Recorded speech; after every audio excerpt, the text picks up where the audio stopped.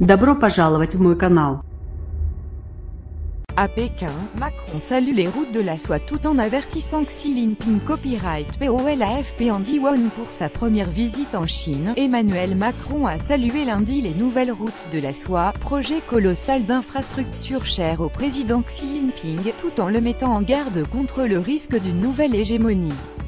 Emmanuel Macron et son épouse, Brigitte, sont arrivés en fin d'après-midi à Pékin, où ils ont été reçus par le président Xi et son épouse pour un premier entretien, avant un dîner prévu à 4. Le sommet proprement dit entre les deux hommes aura lieu mardi.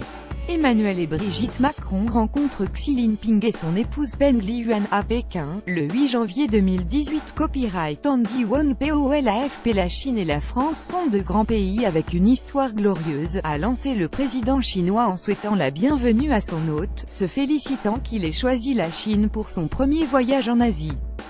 Nous partageons le désir d'être deux dirigeants historiquement responsables et choisissons de continuer à promouvoir la relation entre nos deux pays, a-t-il déclaré.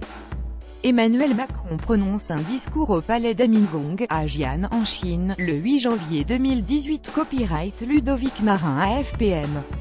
Macron a symboliquement entamé lundi sa visite à Jian-Nord, ancienne capitale de l'Empire chinois qui fut le point de départ de la route de la soie, ancienne voie commerciale remise au goût du jour par Xi Jinping pour cimenter les liaisons économiques de la Chine et son influence. Ce dernier a lancé en 2013 un projet colossal de construction de routes, ports, voies ferrées et parcs industriels à destination de l'Europe et même au-delà. Cette initiative des nouvelles routes de la soie doit couvrir 65 pays, pour des investissements de plus de 1000 milliards de dollars.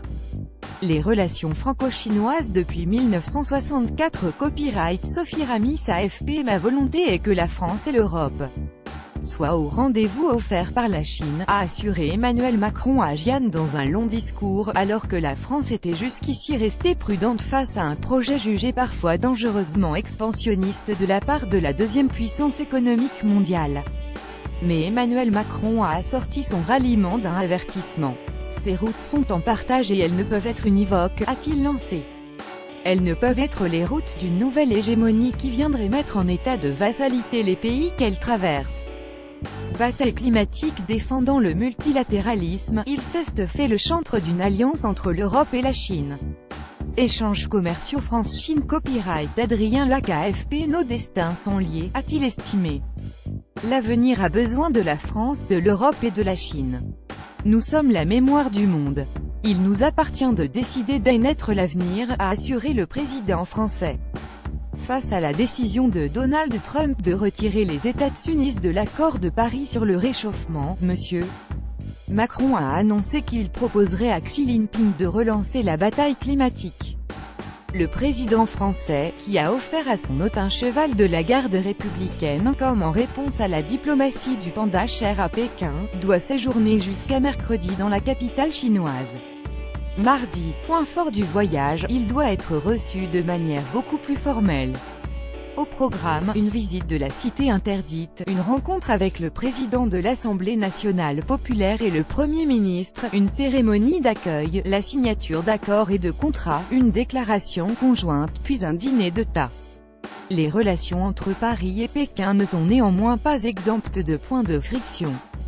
La France, qui souffre d'un déficit commercial de 30 milliards d'euros avec la Chine, veut rééquilibrer la relation et prône une réciprocité dans l'ouverture des marchés entre l'Union européenne et la Chine. Elle pousse aussi pour que l'UE contrôle davantage les investissements, notamment chinois, dans les secteurs stratégiques. Macron est accompagné par une délégation de plus de 50 chefs d'entreprise. La question des droits de l'homme sera abordée en privé, a assuré l'Élysée. Dans un communiqué, l'association Human Rights Watch demande à Macron de réclamer publiquement à Xi Jinping des améliorations sur ce front et de soulever notamment le cas de Liu Xia, la veuve du prix Nobel de la paix Liu Xiaobo décédée l'an dernier, après 8 ans de détention pour avoir réclamé des réformes démocratiques en Chine. Madame Liu reste de facto assignée à résidence sans avoir jamais été poursuivie officiellement. 08 01 20 18 14 21 27 Pékin AFP. Copyright 2018 AFP